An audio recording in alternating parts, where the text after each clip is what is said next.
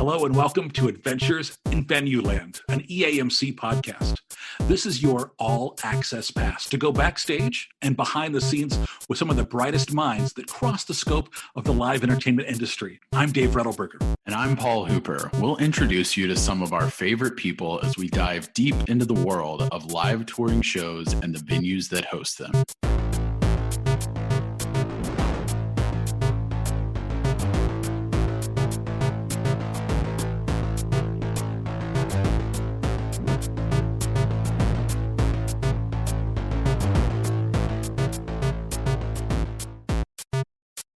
Today's adventure takes us out to State College, Pennsylvania, and Kate Bean, who is their Director of Marketing and Public Relations at the Bryce Jordan Center. Kate, great to have you here today. Thanks for having me, Paul and Dave. Hey. So Kate, let me ask you right off the bat, because you and I share a very similar challenge over the years, and that is the kind of prejudice that exists out there for an arena that is happens to be on the campus of a university. So what has that challenge been like for you over the years? Well, I think the assumption is that because we're part of such a large university, we are owned by Penn State, that we have this built-in market for shows that will sell out every event that comes to us, and we don't really have to think outside of the student demographic, which, as you know, working with Ohio State is just not true. We really have to serve the entire market of our area, which being in central Pennsylvania, most people don't know where we are. I try to joke, you just literally stick your finger in the middle of the state and kind of swirl it around. That's where we are. And that's the market that we attract. It's very broad and really has to go beyond that student demographic. You're dead on, and people thinking, oh yeah, so the college kids will all buy the tickets. College kids don't have a lot of discretionary dollars for the most part, and they're spending it on pizza. But there's still there are some of those that will come out for their favorite artists, and there's obviously a good chunk of the community that comes out. So talk to me a little bit about, for somebody who's never been, what the arena's place there is in the community, and a little bit of the history of the Bryce Jordan. So we are celebrating our 25th year during a pandemic. Isn't that fun? But we were built in 1996 and launched with Rusted Root as a headliner, and basically have been going ever since. We've fulfilled the main space for entertainment in Pennsylvania between Philadelphia and Pittsburgh since 1996. We're a 16,000 seat arena. We host both men's and women's Division I basketball for Penn State, as well as Division I wrestling meets in our building. And we host everything as if we were a major market. We are a great place for tours to rehearse and begin and kick off their tours, as well as a closing, as we're so close to New York City and the other Eastern Seaboard cities that we can make it very attractive to come perform in our area and have another tour stop here. One interesting thing that I think you and I have always been able to commiserate on, and Dave sort of mentioned this with being in a college town, but there is this advantage sometimes, and sometimes it is a big disadvantage of that college association, because sometimes people, when they're routing tours, they consider it a college market. And sometimes that's a good thing, because you can get these tours that maybe are really wanting to key in on college markets. And other times, and I specifically am thinking of one, which you can also probably remember with a certain Irish band, that we were on the tour and we almost announced it, I think maybe 5 or 6 times. I mean, it literally got so close, pushed 6 months, got so close again, pushed a week, got so close again. And then finally, in the literal 11th hour, I think it was the morning of, we were going to announce, they decided to cut all the, quote, college markets. And then it, excluded both of ours. And we were like, are you kidding me? So is that something that you think is maybe more of an advantage or more of a disadvantage, or does it all kind of level out in the end? I think it can be both. I think, like you said, that was one of my bucket list bands. So I've been crossing my fingers for years for that to happen. And that just constant ebb and flow of, will it happen? Will it won't? Is it not going to happen? Was just mentally tasking. Right. Oh yeah. But yeah, like you, on that morning of finding out that the dates were all cut, and nope, for the 4th or 5th time, we weren't going out with it, and it wasn't happening. And because, like you said, we were cut because we were a university stop. I find, and this isn't always easy to do, especially in the current state of things, that bringing agents and promoters to our area, or at least giving them kind of an idea visually what it looks like and how it feels as far as demographic, is important. We're not in a major metropolitan area, but we draw from them. And routing and how that tour is actually going through our state and around in surrounding states can be really important as to how we are going to attract people to come through here. We're very convenient, like I said, in regards to traveling anywhere on the Eastern Seaboard. But if we're competing with other Pennsylvania dates, we have to make sure that we're strategic in how that routing is done. When we do bring them in-house and bring them to see what we're working with and show them our venue, it can be kind of funny and a little tongue-in-cheek at first, because when you fly into State College, yes, we have an airport, so you don't have to worry about that. But all you see are fields and cattle and corn. And if you're lucky enough to come in on a football weekend, porta potties as far as the eye can see. And trying to explain that to someone who's never been outside of metropolitan areas is a little challenging. But once they see it, and once they understand that the recommendations we're making for marketing are based on exactly this, we're not crazy. We're not telling you to do things because we think that we know more than you in regards to marketing. We're telling you we know our market and we know how to reach the people because this is what we're working with. Yeah. And I think sometimes those college markets get lumped in together, but they're really so different, market to market. Sometimes the buildings are on campus, sometimes they're off.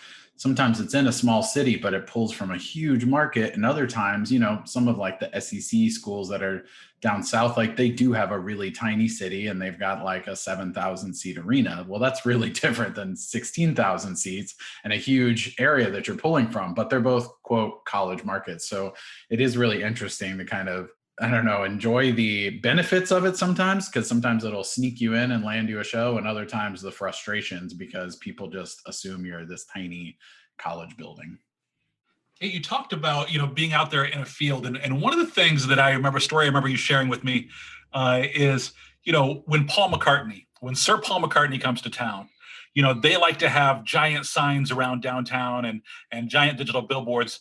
But you guys faced kind of a unique challenge and had a unique way of challenging, because Paul, even when he sells out, if you've never had a Paul McCartney show at your arena, he doesn't just want to sell out the arena. He wants the whole town to be excited that he's there. He wants everyone in the city to know what they're missing out on. And it's a very cool strategy. But you guys handled this in a very unique way and had some slight challenges too, right? Yeah, again, if you've worked on a Paul McCartney tour, you know that they want to take up every physical space from his arrival point to the arena, so that as he and his limo and team drive by, that they can see that the town is truly taken over by Paul McCartney. And for us, as I mentioned, we have an airport, which is great, but the trip from the airport to the arena is through the countryside. We are on the outside of campus. We're on campus, but we're on the edge of it. So the first thing you see is Beaver Stadium, which is our football stadium, which is enormous. And then behind that is us. So that trip, in order to greet him coming right off of the plane, we ended up renting bucket trucks and having them hoist large. That one was probably 100 feet by 8 feet between two bucket trucks for his exit from the plane. And then we bought up every possible space between the airport and the venue, as well as organize as many did the crowd to be waiting for arrival, and orchestrate that route with police and make sure that the route is known and it's going well. And we even took a Hollywood style sign approach outside of the building and did yard signs in order to increase some of that real estate, since there wasn't much to work with. We had Beaver Stadium's digital scoreboards lit up, which we don't get to do very often. It's a very luxury item for us to be able to get that. So the route was planned and everything was exciting, and the media were waiting and the screaming crowds were waiting and camera ready. And the next thing you know, I see these police lights go by on a different road. And a moment of panic. That moment where your heart just jumps out of your chest, right? Yeah, from what I've heard, and I have not confirmed this directly, but from what I've heard, the officer who was driving the lead car panicked and was so excited that he was leading the Paul McCartney entourage that he went the way he knew and just abandoned ship for all else and got him to the building.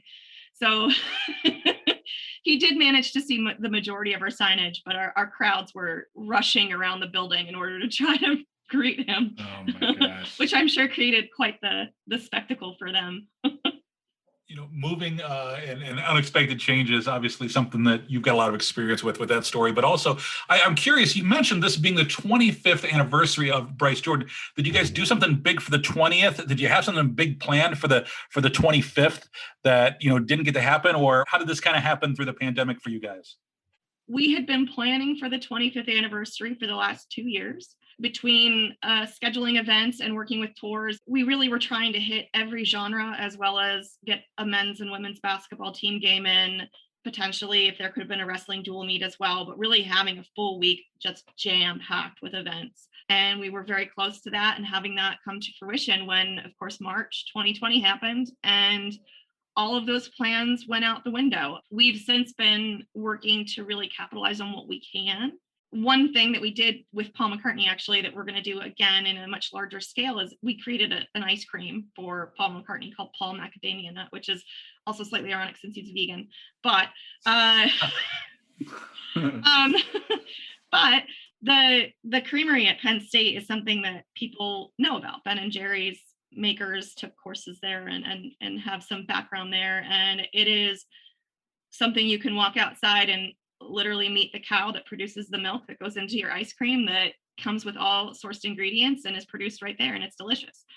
So, spoiler alert, we will be releasing a special flavor for the 25th anniversary. It's called BJC Jams.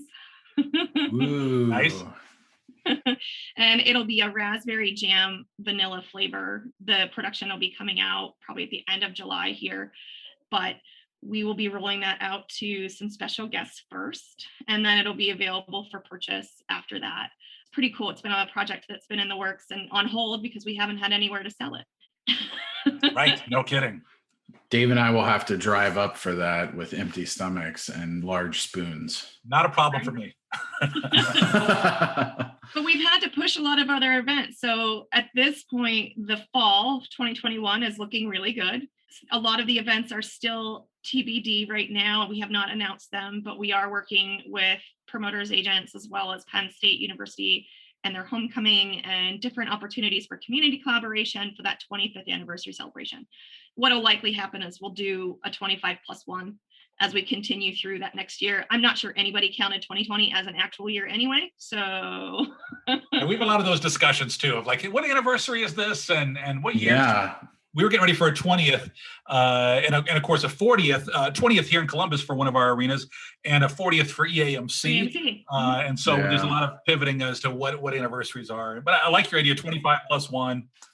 Yeah, I saw the Foo Fighters. I guess their upcoming tour, they were gonna call it the 25th, but it was gonna be in 2020. So I saw they did some animated graphic where it was 25, but then a spray painted a 6 over the 5 to kind of correct it. But it is, a little bit of a tricky thing, because usually those anniversary years, you spend more years than usual planning for them. And then you're like, well, is it this anniversary, or is it this? What is it? Is it this many years since we opened, or what's the number we're going to celebrate? I think you just make it work. Everyone will understand it. We'll just forget about last year. As marketers, we constantly try to figure out creative ways to term things too. And I think you just have to give up at a certain point. Like, it's 2020, we were exploring, okay, 25 years in operation. But do we really want to discount the fact that we didn't close? We still operated. We were the largest classroom on Penn State's university during the pandemic, and hosted regional vaccination clinics and other events and things as we were able to, based on the state and government guidelines. But so we really don't want to say that, because then we're negating all of those people who worked and attended things during that year, even if they weren't concerts or comedy shows or family shows. So the 25+1 just seems like a really easy way to go that people will understand. I don't think anyone's going to look at that and go, I don't get it. Right. No. Yeah.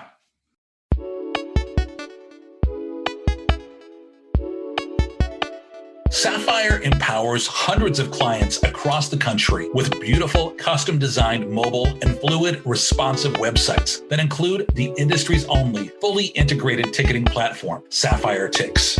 Sapphire's Spark content management system makes anyone a webmaster and puts easy, instant website editing power in your hands, making all online content and tickets simple to update. Plus, you get unlimited help when you need it from Sapphire's best-in-class support team. Sapphire powers online, advanced, and box office sales, all with amazing real-time reporting. Visit sapphire.com to learn more.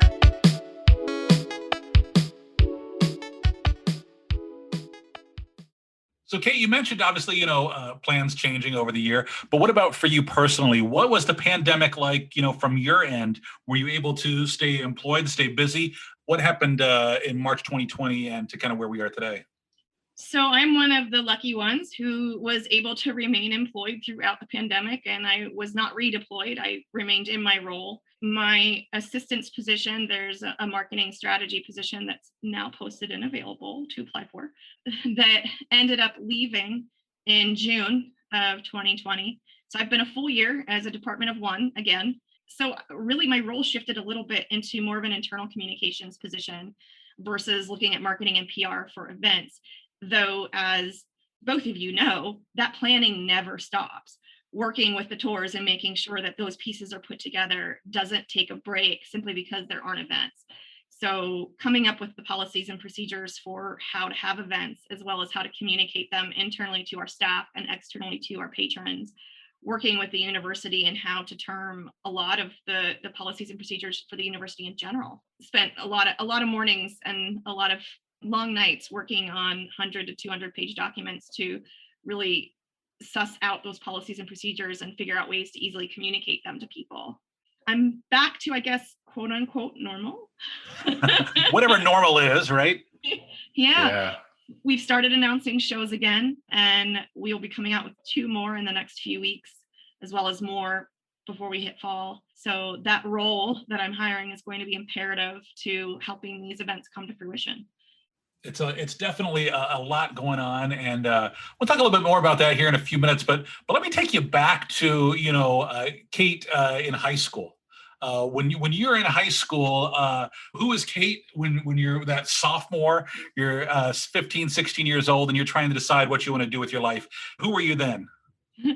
Well, I had no idea this industry existed until I was 29 or 30. So sophomore high school Kate definitely didn't know this world was a thing.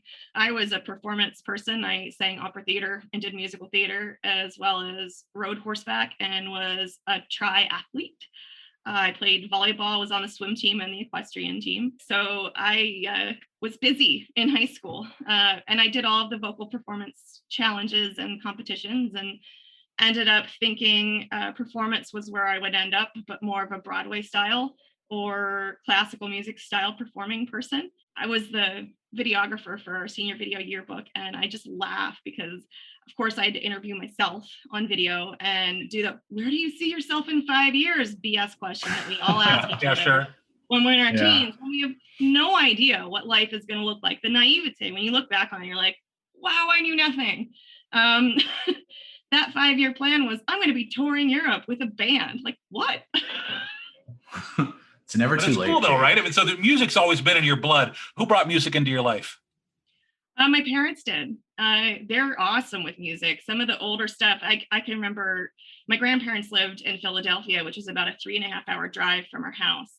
So that 3.5 hours, we were just bombarded with great music to and from each way.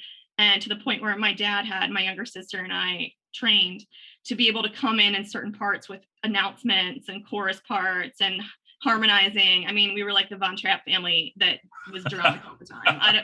Like never on pitch and never really doing it correctly, but having a blast. Yeah. So how did you end up from there to studying PR at Otterbein University? Yeah, right? It was Otterbein College when I was there, and it's since graduated to becoming a university. I started as an opera theater major, equine science minor. Wow. I bet you were the one person with that major and minor. Yeah, the singing horse girl, it was a thing. But I started performing and doing auditions my freshman year. And if you've met me, I think you know that I'm a pretty social human being. And auditioning and performance lifestyle is not very social. It's in fact very isolating. And I recognized in my first semester of auditioning that this may not be for me. I loved performing and I loved singing, but I loved people more and wanted to have a positive environment around me versus a cutthroat, very nasty environment that opera can be, especially if you're successful as a younger person. Your peers Sure. don't like that. So I really struggled and looked to see what I could do. I have this performance based drive, this thing in me that wants to go out and explain the world and be out in front of humans and give them something. What else can I do with that? And public relations really spoke to me in that way. I love the graphic design side of communications and marketing. I love the wordsmithing of PR, being able to eloquently write something in a consistent and concise manner to me is just, it's a science and it can be beautiful at the same time. It was a really easy leap for me, but I honestly thought I was going to go into teaching it. When I finished college, I went to grad school and University of Denver? yeah, University of Denver. It's a big change. Yeah, but I really thought that my goal was to become a professor in communications and continue to teach this thing that I had fallen so in love with. And it was great. I ended up working out of necessity during grad school and never really went back to focusing on that, though I do have opportunities now at Penn State, which is full circle for me. So you graduate from, with your master's, and from there am I timing right here that you ended up working with the Ritz-Carlton for a little bit? I did. I had a moment in grad school where I was outside of all the other fun stuff. I did the mortgage industry, which was before the crash. So as you can imagine, it was a great way to make money. And it was easy to learn and easy to do, but had nothing to do with what I had studied. And when the market started to crash, I left and was looking around at what was possible. And the Ritz-Carlton was looking at opening a Denver hotel, would have been the first 4-star hotel in the area. And they were looking for a marketing assistant. So I was the second hire for that building, which was a retrofit of an Embassy Suites. And the director of marketing and advertising and I built the team that some of them are still there. I actually went out a couple of summers ago and met with their new GM and their team and got to tour the building and see all the things that we put together. But it was a really great learning experience. They don't have to market as a luxury brand. They're so nice. well known. Everything we did was garnering public relations. So figuring out how to track and show the return on that investment was eye-opening for me, like tracking ad dollars and really seeing, okay, how can we monetize this for leadership so that they can tell that we're really making an impact on these PR efforts that we're doing. So how do you get from Denver back to, State College? Well, if you want to laugh a little bit, it's all because I got punched in the face. That was an unexpected answer. Is this metaphorically or? No, literally. There was a winter when I think it was 2006, there was a big snowstorm in Denver and it closed down the airport. I was supposed to go home for the holidays. My home is still Pennsylvania. My family all lives here. And when I got out to the airport, they were just closing it down. I was one of the last cars to be let out. A lot of people were stranded at the airport for almost a week. Plows were following me out. I got back to my apartment in downtown and tried to find some of my friends that were still in the area for the holiday. And it's blizzarding outside. So no one's driving on the downtown streets in Denver. They're just basically shut down. So I put on a jacket, grabbed a hat, grabbed my wallet, and headed out to go meet my friends downtown and make the best of the situation. And about halfway there, somebody came up, punched me in the face, and stole my money. Oh my gosh. Just a random, totally random. Completely random. Oh. And I was lucky. I wasn't hurt. My pride was hurt. Yeah, sure. was mad that my money had been stolen, but my wallet wasn't, just the cash. So it was it worked out, but I was like sad that I couldn't make it home for the holidays. I was definitely upset about the way that had happened in an area that I had felt safe prior to that moment. And I started looking for ways to make it home and see what I could do career-wise in moves in order to be closer to family and not have to ever experience something like that ever again. Yeah. Things you don't expect to hear. No, that's the adventures, right? But sometimes it's just that one moment. We always talk about those little moments, the sliding door moments that change your life, right? That just because of this happened, and now I'm here. But before you started working at Bryce Jordan, you did some time in the banking industry. I did. The job that ended up moving me back was with a local bank around here. And I had babysat for the COO when I was younger and had a connection there. And so found the job and applied for it all over the phone. I think I flew back for an interview at one point, and then they ended up moving me back to Pennsylvania. And then I was there for about 2 years before the financial industry crashed and they eliminated their marketing department.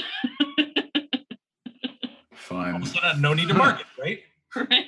So then, obviously, your adventure, your journey, for better or worse, I like to say for better, because you're out of the hotel industry, out of the banking industry, and somehow you end up here. We are 10 years into live events. So how did that leap happen? I had been playing volleyball. I've been playing since I was very young, and there was a rec league here in town, still is. And I have played against Bernie Punt for years. And for those that don't know Bernie Punt, he had the role I currently have for, I think, 20 plus years before he recently retired. Bernie and I were friends, and his wife and I were friends. And I never really knew what he did. But I can recall seeing him at a brewery one day, and he just asked me, he's like, "What do you do?" I'm like, "No, I have a background in marketing and PR." And he's like, "I have a job for you." So, all right. That sounds like Bernie. Yeah. It does. And 3 months later, I was hired and started working and learning from who I would consider one of the best in the industry as how to do this job. And I'm still thankful to call him my friend. I saw him a couple weeks ago and continue to be in contact and see he and his wife. And it's been really cool working with someone like him who has such an influence in the industry, as well as just the passion for what he did and what he still does. And the creativity that is welcomed in his process was really helpful in learning how everything worked and becoming my own individual in this industry. Well, I think a lot of credit too goes to I think you have really a gift for networking and genuinely connecting with people. You mentioned that you like to be social. You kind of mentioned it slightly when you were going through your history, but I think maybe more than anyone else I know in this industry, you seem to know someone in every city. And unlike those of us in this industry, that those people are usually live entertainment people, for you, and maybe it's because you've touched so many different, things, be it banking or whatever it is. You're like, oh yeah, I know someone who owns a brewery in Denver. I know someone who works at a gas station in Vermont. I know someone, and I'm like, how do you know all these people? And I think it's really a testament to not only your ability to network, but also just when you meet someone, I can't believe I'm comparing you to Garth Brooks, but I'm going to compare you to Garth Brooks. Yes. But for people who have met Garth Brooks, I think one of the things that everyone would agree with is he is very genuine when he meets you. And unlike a lot of artists that are kind of there to just shake hands and move on, because he actually connects with people, he remembers them because he actually gives a shit, And so I think for you, that's kind of the impression I get, is you're not just there to just be like, hey, shake a hand and, hey, nice to meet you, move away. You learn that person's life story. So many times I'll go with you to a bar, or I'll go, whatever, we'll be at a conference or something. And then I'll be like, where were you the last 20 minutes? And you're like, oh, I was talking to the bouncer at the door. I learned all about his wife and where he went to college. And I'm like, what? You did what? And then you'll be like, yeah, he's going to get us in a free concert later that night. And I'm like, what? And so I think you have this, I don't know if it's something that was natural or if something that you picked up from your family or friends or what it was, but you have this gift for connecting with people and actually like really giving a shit about them, and I think that, I'm sure, has led you to where you are in your career, but has been such a huge asset. Thank you. That's really kind of you to say. No, I just love people and I love their stories. I can't claim this as my own. I just was listening to another podcast and they were interviewing Elizabeth Banks. They ended up talking about what makes humans human, and it's our stories. And that's what sets us apart from other animals. And I truly believe that. And I truly think that everyone has a story to tell. And some of them you might like, some of them might be epic adventures, some of them might be sad, some of them might not really work with what you believe in and align with how you are. But everyone has a story to tell. And when you talk to anyone, like, what are they most interested in doing? Talk about themselves. And I don't mean that in a negative way, but asking someone about their history and just getting them to open up a little bit, and sometimes even more than a little bit at times, is just like the best gift you can get from another human.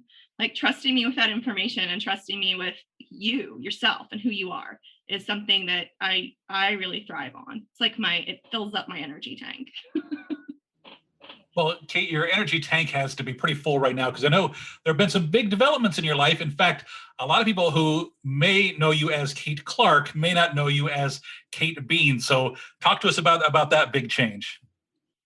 Yeah, so the pandemic had one super positive thing in it. I got married. Yay! Thanks. Yeah, my husband is from the Philadelphia area, and he works at Penn State as well. And he has an 8-year-old son, so I'm now a stepmother and wife, and all the terminology that changes that you have to remember when you're reintroducing yourself to people. Like, I don't know if it's easy to go by Kate Clark Bean. I mean, 3 single syllable words just is very tricky to get off the tongue. So yeah, it was interesting. We didn't get to have our wedding because of the pandemic, but we did get to elope to Acadia in Maine and kayaked out to a nice little private island called Dogfish Head Cove. The Rockefellers own it. And just with he and I, my parents, and 2 kayak guides, just exchanged our vows and rings and kayaked back, ate lobster, drank beer, and called it a day. I mean, that sounds like an amazing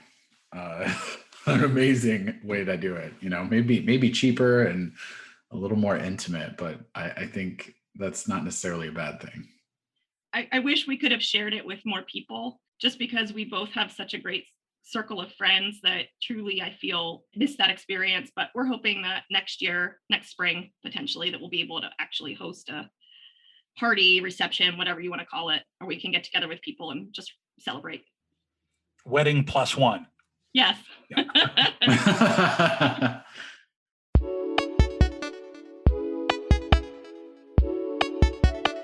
Sapphire empowers hundreds of clients across the country with beautiful, custom-designed mobile and fluid, responsive websites that include the industry's only fully integrated ticketing platform, Sapphire Tix. Sapphire's Spark content management system makes anyone a webmaster and puts easy, instant website editing power in your hands, making all online content and tickets simple to update. Plus, you get unlimited help when you need it from Sapphire's best-in-class support team. Sapphire powers online, advance, and box office sales, all with amazing real-time reporting. Visit sapphire.com to learn more.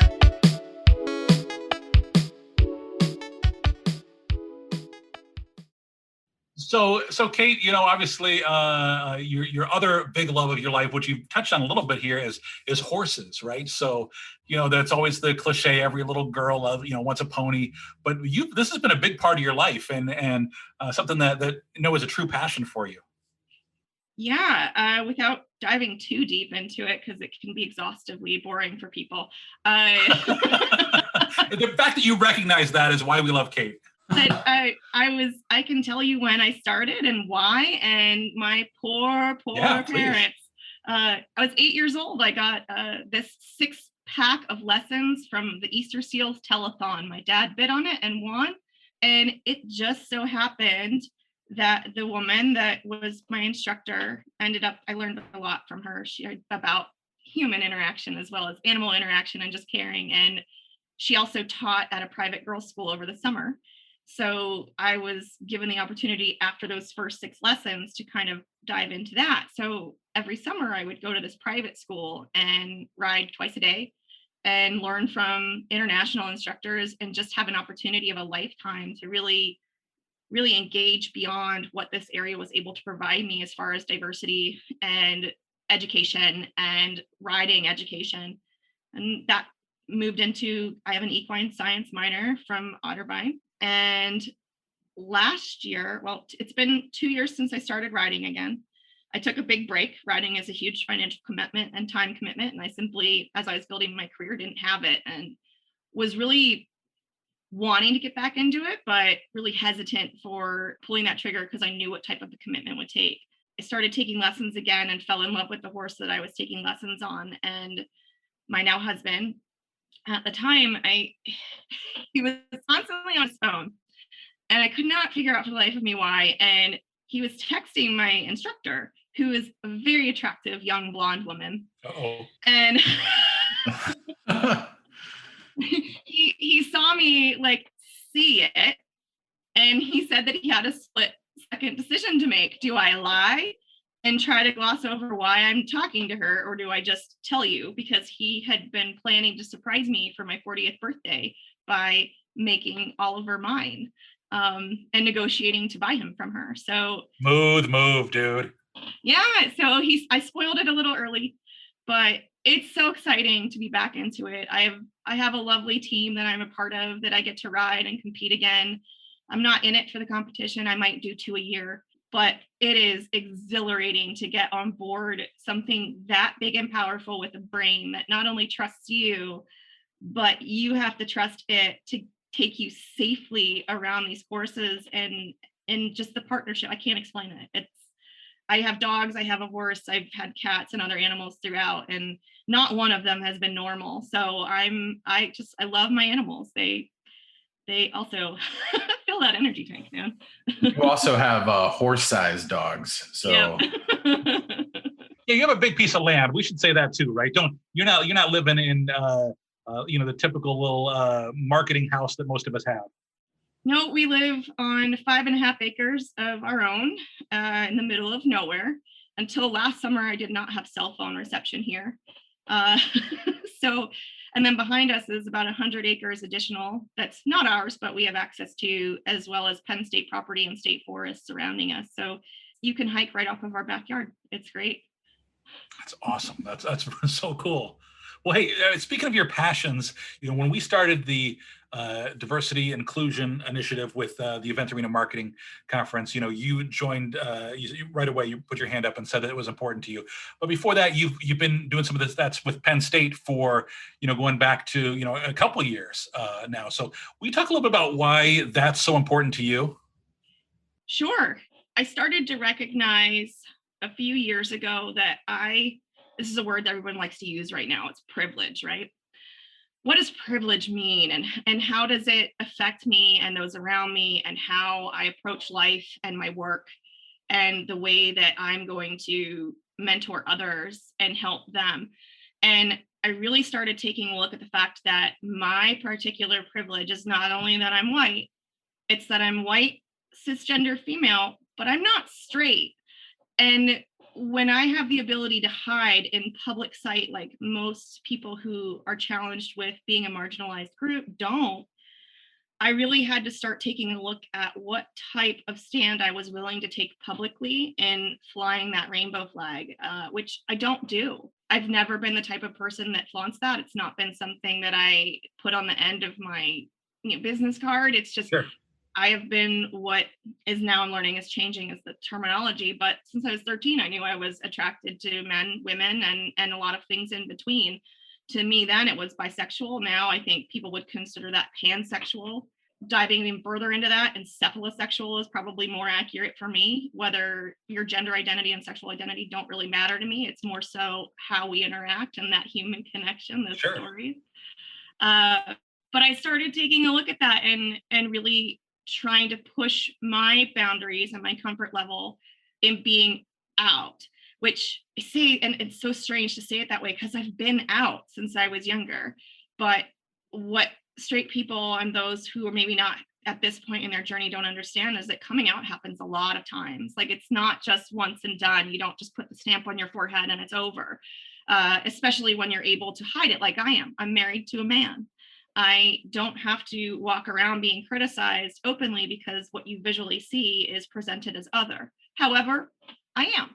So I try to be honest about that and dove into kind of joining some action committees on campus to help others who may be in a similar situation find their way to come out in the workplace and feel supported and feel loved for who they are and not feel that internal struggle that I still feel as this privilege that I hold. Like, I don't want to hide anymore because I feel like that makes it so much harder for those who can't, being able to get that umbrella out and help them through doing that. So it's been one of those things. Like, it's a new territory for me, kind of navigating it in that space. But I've been glad to bring that as well to the DEI committee with EAMC.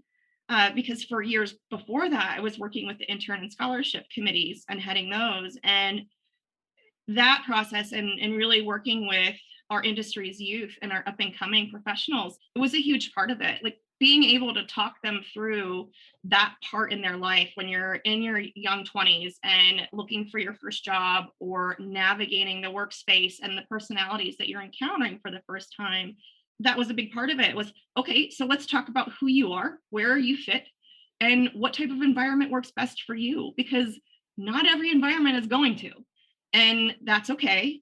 But let's try to figure out the first part, which in your 20s, you don't know who you are. You're starting to figure that out. You're starting to dive in and really, really get some of those terms and different things figured out for yourself, which continue to be fluid as you age.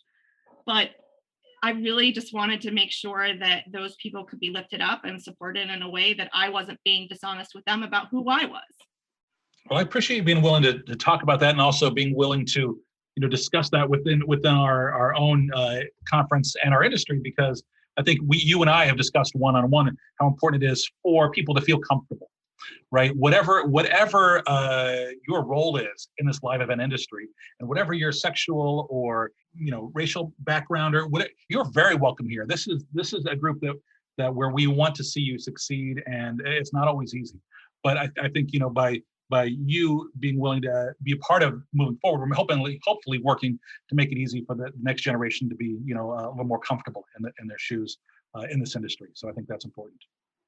Yeah, it's exciting. It was really, really awesome to work with Nicole Kosher from HRC. I mean, Paul and I were already kind of big fans of the Human Rights Campaign as it was, and being able to speak with and be presented to by their senior vice president for diversity, equity, and inclusion for our conference was one of the greatest things in my career at this point. And being able to continue to take that material and educate people, not only in our industry, but outside of it, that might see it and go, oh, wow, so I can not understand what you're going through, but still be able to support you and be an ally. Like, it doesn't require you to understand me. It just requires you to try. Yeah. I mean, so much of that is just trying to support, be better, ask questions when you need to, but not be afraid to kind of reach out and learn. I think that's the big thing. We should all be striving to learn more about both ourselves, our situations, any privileges we have, but then also more importantly, about other people that are different than us, and how do we help support each other, because we're all just specks on this big round globe, right? Amen.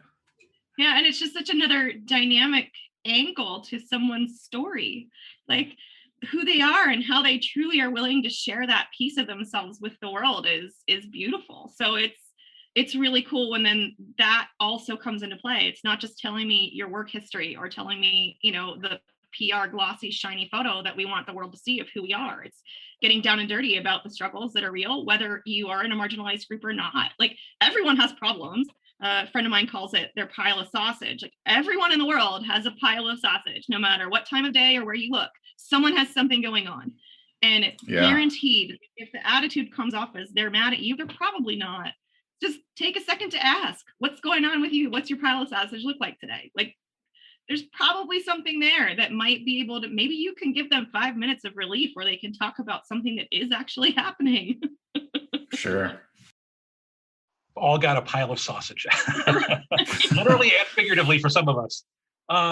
So Kate, it's one of the things you mentioned it, but it's one of the things I love most about doing this podcast with Paul is that we've gotten to kind of get beyond that PR, the shiny resume, and kind of hear people's stories. And I appreciate you sharing yours today. Before we let you go, though, we're going to hit you with the fast 5. It's 5 quick questions, looking for your quick, instant response. First concert. Rusted Root at the Bryce Jordan Center when they opened. That was your first concert ever? That was your first concert. Holy Wow, moly. that's so cool. How about your favorite concert? My favorite concert was Grace Potter and the Nocturnals played in Snowmass at Jazz Fest and pouring down rain, and she didn't skip a beat. It was amazing. Your biggest pet man. peeve? My biggest pet peeve, people who don't tell the truth. Good one. Nicest artist you've ever met? Oh gosh, there's so many. Most people would tell you Garth Brooks, and he is super kind, but Billy Joel. Really? He really took the time to, I was a fly on the wall at that point in my career. I barely knew what I was doing. And he really took the time to get to know me and make me feel welcome, which was the strangest thing. That's pretty cool. All right, last question. What's your theme song? So there's the Kate Clark Bean Show, and they're following you around all around the world with all your adventures, from the horses to the concerts to Bryce Jordan living on the big place, the new husband. What is the theme song to the show about your life? I'm going to throw it back to the 90s. Patty Griffin, her song One Big Love. And if you don't know it, you should look it up and listen to it. It's an amazing song. I love Patty, man. That's some good stuff. Very nice. All right, Kate. What any plugs you want to give? Social media, if somebody wants to reach out to you. I'm on LinkedIn as Kate Clark Bean. I'm also on Instagram at WanderWoman5280. And you can find me on Facebook. I'm not that exciting there. I'm not that exciting really anywhere. I just post a bunch of pictures of my horse. That's exciting. You can find the Bryce Jordan Center at Jordan Center on pretty much any platform. And like I said, we're hiring. So check us out. Very cool. A little inside scoop there for you today. Well, hey, we want to thank you, Kate, and thanks to everybody for listening to Adventures in Venueland. Remember, you can subscribe and find more episodes wherever you listen to your favorite podcasts. We'd love your 5-star reviews so you can help others find us. Until the next adventure, I'm Dave Rettelberger. And I'm Paul Hooper. Thanks for listening, everyone.